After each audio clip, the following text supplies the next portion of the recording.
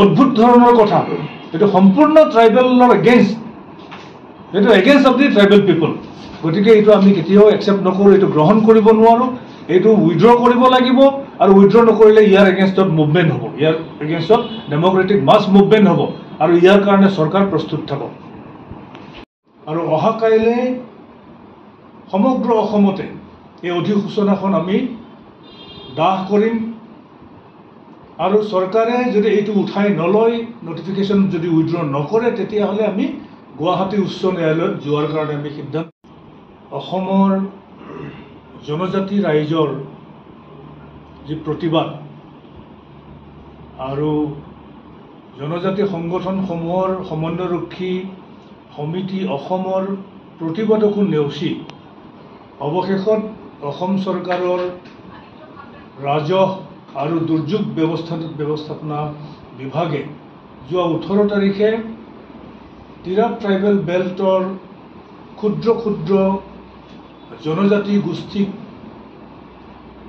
বিপদৰ মাজলৈ ঠেলি তেওঁলোকৰ ভৱিষ্যত অন্ধকাৰৰ মাজলৈ ঠেলি 8টাকে উন্নত আৰু জনবহুল জনগোষ্ঠীক প্ৰটেক্টেড ক্লাছ হিচাপে অন্তৰ্ভুক্ত কৰি অধিসূচনা জাৰি কৰিছে আমি এই সিদ্ধান্তক কেতিয়াও মানি ল'ব নোৱাৰোঁ অসমৰ জনজাতি ৰাইজ আজি ব্যথিত হৈছে ক্ষোভিত হৈছে চৰকাৰৰ এই হঠকাৰী সিদ্ধান্ত উঠাই নোলোৱা পৰ্যন্ত ডেম'ক্ৰেটিক মুভমেণ্ট গণতান্ত্ৰিক আন্দোলন চলিব আৰু অহা কাইলৈ সমগ্ৰ অসমতে এই অধিসূচনাখন আমি দাহ কৰিম আৰু চৰকাৰে যদি এইটো উঠাই নলয় নটিফিকেশ্যন যদি উইড্ৰ নকৰে তেতিয়াহ'লে আমি গুৱাহাটী উচ্চ ন্যায়ালয়ত যোৱাৰ কাৰণে আমি সিদ্ধান্ত গ্ৰহণ কৰিছোঁ কথা আছিল যে CC2R সৈতে আৰু মাৰ্ঘেৰিটাৰ যিখিনি এফেক্টেড মানুহ তেওঁলোকৰ নেতৃবৃন্দৰ সৈতে আলোচনা কৰিহে নটিফিকেশ্যনটো ইছ্যু কৰাৰ কথা আছিল কিন্তু সকলোকে অন্ধকাৰত ৰাখি CC2I হওক বা অসমৰ জনজাতি ৰাইজকে হওক বা তিৰাপৰ খিলঞ্জীয়া ভূমিপুত্ৰ জনজাতিসকলকে সম্পূৰ্ণৰূপে অন্ধকাৰত ৰাখি এই নটিফিকেশ্যনটো জাৰি কৰিছে এই সম্পূৰ্ণ ৰাজনৈতিক উদ্দেশ্য প্ৰণোদিতভাৱে এই সিদ্ধান্তটো চৰকাৰে গ্ৰহণ কৰিছে এইটোক আমি মানি ল'ব নোৱাৰোঁ যোৱা 18 তাৰিখে আমি ষ্টেট লেভেল এটা বিশেষ জনজাতীয় অভিৱৰ্তন অনুষ্ঠিত কৰিছিলোঁ এই অভিৱৰ্তনে তিৰাপ ট্ৰাইবেল বেল্টৰ সন্দৰ্ভত চৰকাৰে গ্ৰহণ কৰা অৰ্থাৎ সুৰক্ষিত শ্ৰেণী বৃদ্ধি কৰাৰ যি সিদ্ধান্ত তাক প্ৰত্যাহাৰ কৰি তাৰ যিখিনি ক্ষুদ্ৰ ক্ষুদ্ৰ এবৰিজিনেল ট্ৰাইব আছে চিংফো টাংচা খামটি চেমা টাই খামিয়াং টাই ফাকে টাই তুৰুং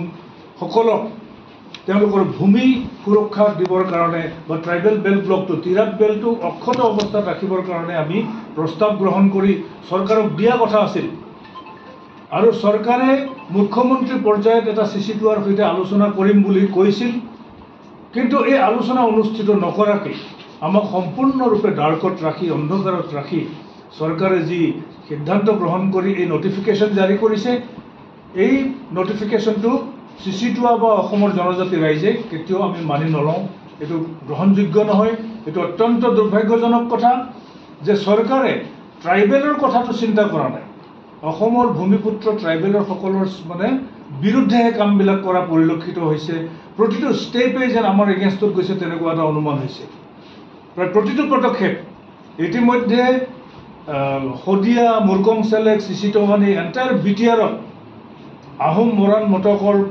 চুতীয়া আৰু কোচৰাজবংশীৰ লগতে গোৰ্খা সম্প্ৰদায়ক ছেডুল ট্ৰাইব কি কয় প্ৰটেক্টেড ক্লাছ হিচাপে অন্তৰ্ভুক্ত কৰিছে নেপালী গ্ৰেজিয়াৰ এণ্ড কাল্টিভেটৰ হিচাপে 1947 চনৰ পৰা গঠিত বেল্ট ব্লকবিলাকত নেপালী গ্ৰেজিয়াৰ আৰু কাল্টিভেটৰসকল প্ৰটেক্টেড তিৰাপতো তেওঁলোক প্ৰটেক্টেড 13 মাৰ্চ 1951 চনত গঠিত তিৰাপ বেল্টত নেপালী গ্ৰেজিয়াৰ এণ্ড কাল্টিভেটৰ তেওঁলোকৰ সংখ্যা আছিল মাত্ৰ 411 পৰিয়াল কিন্তু আজিৰ তাৰিখত তেওঁলোকৰ সংখ্যা হাজাৰ হাজাৰ বৃদ্ধি পাইছে এনক্ৰচমেণ্ট হৈছে ইণ্টাৰষ্টেট এনক্ৰচমেণ্ট আৰু ভাৰতৰ বাহিৰৰ পৰাও আহিছে, নেপালৰ পৰাও লোক আহি তাতে বসতি কৰিছে, চব ট্ৰাইবেল বেল্ট ব্লকৰ ভূমি গ্ৰাস কৰি পেলাইছে। অৰুণাচল প্ৰদেশৰ পৰা অৰুণাচল চৰকাৰে যেতিয়া পুছবেক কৰিছে, এই মানুহখিনি তিৰাপত চব সোমাই পৰিছে। বিলাক ৰোধ কৰিবৰ কাৰণে চৰকাৰে কোনো ধৰণৰ ব্যৱস্থা গ্ৰহণ কৰা নাই। আৰু আজি গৈ গৈ কি হৈছে, তাৰ এবৰিজিনেল ট্ৰাইবেলক তেওঁলোকৰ ওপৰত এটা অমানিশা নমাই আনিছে, তেওঁলোকক বিপদৰ মাজলৈ ঠেলি দিছে, তেওঁলোকৰ মাটি বাৰী আজি সম্পূৰ্ণৰূপে হেৰাই যোৱাৰ উপক্ৰম হৈছে। গতিকে এই নটিফিকেশ্যনটোক আমি কেতিয়াও মানে গ্ৰহণ নকৰোঁ, এইটো আমি মানি নলওঁ। এইটোক আমি কোৰ্টত চেলেঞ্জ কৰিম, সৰ্বশক্তি প্ৰয়োগ কৰি হ'লেও এইটো আমি আইনী যুঁজ আমি অব্যাহত ৰাখিম। আৰু একেখিনি সময়তে আমি ডেম'ক্ৰেটিক মুভমেণ্টটো আমি অব্যাহত ৰাখিম। অহাকাইলৈ সমগ্ৰ অসমতে বাৰ্ণ কৰা হ'ব এই নটিফিকেশ্যন। এইটো CC2 এইটো আমি সিদ্ধান্ত গ্ৰহণ কৰিছোঁ। ট্ৰাইবেল সংঘ, ট্ৰাইবেল ইউথ লীগৰ লগতে CC2ৰ প্ৰত্যেক মেম্বাৰ অৰ্গেনাইজেশ্যনে সমগ্ৰ অসমৰ প্ৰত্যেক জিলা আৰু মহকুমা সদৰত ৰাজহুৱাভাৱে ৰাজহুৱা স্থানত এই নটিফিকেশ্যনখন আমি বাৰ্ণ কৰাৰ সিদ্ধান্ত গ্ৰহণ কৰিছোঁ। এইটো অত্যন্ত দুখজনক কথা যে উইদাউট এনি ডিছকাশ্যন CC2ক এটলিষ্ট কনফিডেন্সত ল'ব লাগিছিল, আস্থাত ল'ব লাগিছিল, আলোচনা কৰাৰ কথা আছিল। আমি যেতিয়া এই সিদ্ধান্তটো কেবিনেট ডিচিশ্যন যেতিয়া হয়, কেবিনেট ডিচিশ্যনৰ পিছত তাত প্ৰটেষ্ট হ'ল, ৰোড ব্লকেড হ'ল, ৰোড ব্লকেডৰ পিছত গভৰ্ণমেণ্টে মাতিলে, আমি ট্ৰাইবেল এফেয়াৰ্ছ মন্ত্ৰী ডাঙৰীয়াৰ লগত আমি বহিলোঁ আৰু সেইখন মিটিঙত এটা সিদ্ধান্ত হৈছিল যে CC2ৰ এটা টীম তিৰাপত যাব, তিৰাপত গোটেই পৰিস্থিতি অধ্যয়ন কৰিব, তাৰ লোকেল অৰ্গেনাইজেশ্যনৰ লিডাৰবিলাকৰ লগত আলোচনা কৰি তেওঁলোকে কেনেকৈ এই বিষয়টো মীমাংসা বিচাৰে, তেওঁলোকৰ দাবী কি, এই সম্পৰ্কত চৰকাৰক এটা ৰিপৰ্টিং দিব লাগে। আৰু সেই ৰিপৰ্টিং দিয়াৰ পিছতহে প্ৰতিবেদনখন দাখিল কৰাৰ পিছতহে নটিফিকেশ্যনৰ বিষয়টো আহিছিল। কিন্তু আজি আমি কনভেনশ্যন পাতিলোঁ 18 তাৰিখেই নটিফিকেশ্যনটো ওলাই গ'ল। অদ্ভুত ধৰণৰ কথা, এইটো সম্পূৰ্ণ ট্ৰাইবেলৰ এগেইনষ্ট, এইটো এগেইনষ্ট অফ দি ট্ৰাইবেল পিপল। গতিকে এইটো আমি কেতিয়াও একচেপ্ট নকৰোঁ, এইটো গ্ৰহণ কৰিব নোৱাৰোঁ, এইটো উইড্ৰ কৰিব লাগিব। আৰু উইড্ৰ নকৰিলে ইয়াৰ এগেইনষ্টত মুভমেণ্ট হ'ব, ইয়াৰ এগেইনষ্টত ডেম'ক্ৰেটিক মাছ মুভমেণ্ট হ'ব আৰু ইয়াৰ কাৰণে চৰকাৰ প্ৰস্তুত থাকক। সংগঠন যিখিনি ট্ৰাইবেল অৰ্গেনাইজেশ্যনছ আৰু যোৱা 11 আগষ্ট তাৰিখে আৰু CC2ৰ সকলো বিষয়ববীয়া, মই মিটিঙৰ ফটোগ্ৰাফটো মই শ্বেয়াৰ কৰিম। তাত সিদ্ধান্তটো আছিল যে CC2ৰ এটা টীম তিৰাপ ভিজিট কৰিব আৰু তিৰাপ ভিজিট কৰাৰ তাৰিখটো 21 আগষ্ট। 21 আগষ্ট আহিহে আছে, আজি 20 তাৰিখ, অহাকাইলৈ 21। কিন্তু নটিফিকেশ্যনটো জাৰি কৰিলে 18 আগষ্ট। 18 আগষ্টত ইফালেদি আমি কনভেনশ্যন পাতিছোঁ, কনভেনশ্যনৰ কামত আমি ব্যস্ত।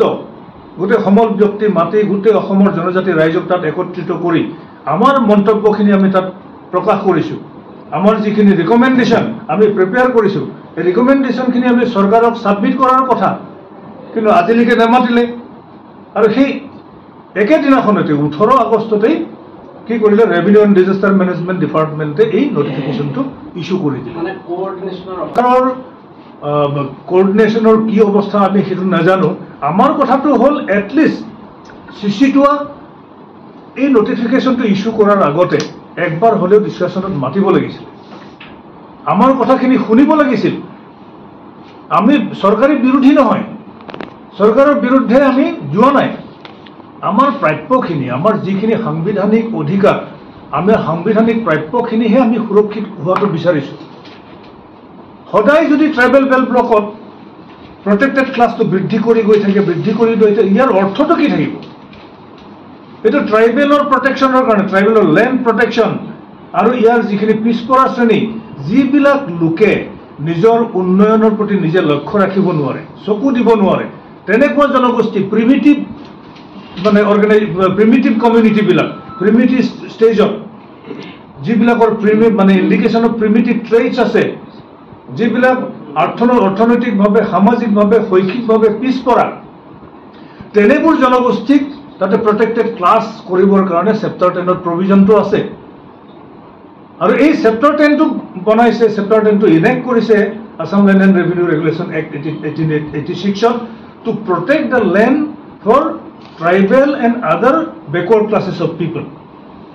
কিন্তু আজি যিবিলাক কমিউনিটি আজি নটিফাই কৰিলে, সেইবিলাক কমিউনিটি প্ৰিমিটিভ ষ্টেজত আছে নেকি, না তেওঁলোকে ছ'চিয়েলি ইকনমিকেলি উইক, না পলিটিকেলি তেওঁলোক দুৰ্বল, নে তেওঁলোক বেকৱাৰ্ড হৈ আছে। এইটো সম্পূৰ্ণ ৰাজনৈতিক উদ্দেশ্য প্ৰণোদিত এক সিদ্ধান্ত।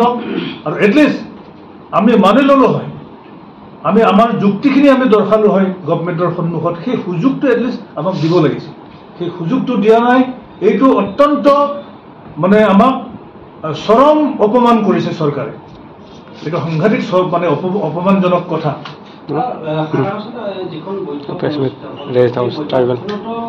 অলপ আপোনালোকৰ